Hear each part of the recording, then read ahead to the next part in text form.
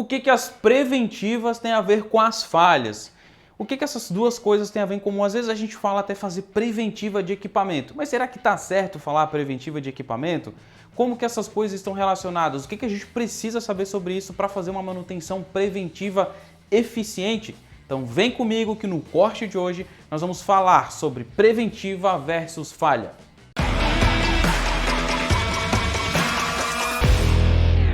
Segundo a NBR 5462, que é a NBR que define a questão da manutenção centrada na confiabilidade, consiste em ações planejadas e sistemáticas de monitoramento e correção destinadas a prevenir a ocorrência da falha. Então, a grande função da manutenção preventiva é trabalhar com a prevenção da ocorrência das falhas. É prevenir para que a falha não ocorra. Mas, afinal de contas, o que é a falha? Já que a falha é o grande ponto de estudo da manutenção preventiva. Perceba, a gente não faz a manutenção preventiva da máquina, a gente faz a preventiva da falha. Então, a falha é o nosso ponto focal. Então, o que é a falha? A falha é o término da capacidade de um item performar a sua função requerida. O que é o término da capacidade? É travar, quebrar, interromper, é não conseguir mais desempenhar a sua função, né? De um item, o que seria um item? É um rolamento, um disjuntor, uma mangueira, seria um item.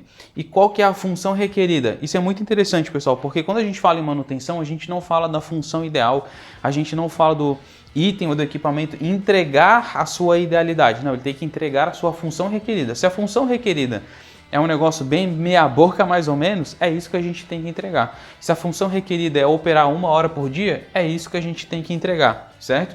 Então, entender qual que é a função requerida vai entender se houve ou não o término da capacidade desse meu item de performar a sua função. Então, quando acontece a falha, a gente sabe que isso afeta a função do meu item, tornando ali ele incapaz de performar, correto?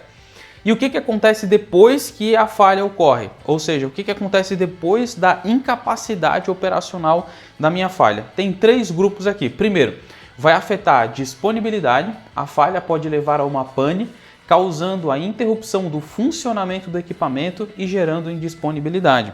Ou seja, uma falha num componente, onde ele não vai estar desempenhando a sua função, pode afetar na função de um equipamento e esse meu equipamento pode também vir a perder a sua função. Quando o equipamento perde a sua função, a gente fala que ele está em estado de pane, está parado, está indisponível, está inoperante e não pode ser alocado produção nele. Então, o grande objetivo da manutenção moderna hoje em dia é justamente trabalhar com o aumento da confiabilidade, da disponibilidade, perdão. A gente precisa fazer com que a nossa disponibilidade aumente, a gente precisa fazer com que as nossas máquinas e equipamentos estejam disponíveis para ser utilizados quando forem requeridos.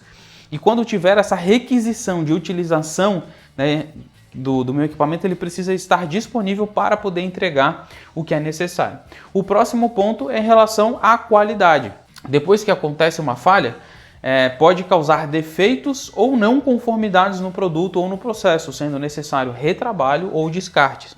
Então, muitas vezes, as falhas que acontecem nos nossos itens, nos nossos equipamentos, eles podem afetar a qualidade dos nossos produtos. E isso aqui é uma coisa muito pouco trabalhada na indústria. Como que a manutenção, como que os processos de manutenção estão impactando a qualidade do nosso produto ou a qualidade do processo da empresa como um todo. E aí a gente entra em toda uma parte sobre manutenção focada em qualidade, para aumentar a qualidade do nosso produto, da nossa produção. E o terceiro ponto que a falha vai afetar é a performance. A falha pode reduzir a produtividade do equipamento, afetando sua velocidade e eficiência, levando a uma queda de desempenho ou uma queda de rendimento.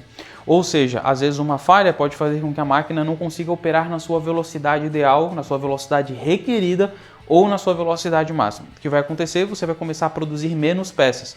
Produzindo menos peças, você vai ter uma queda de performance. Então, pessoal, olha só. A falha ela vai afetar disponibilidade, qualidade e performance.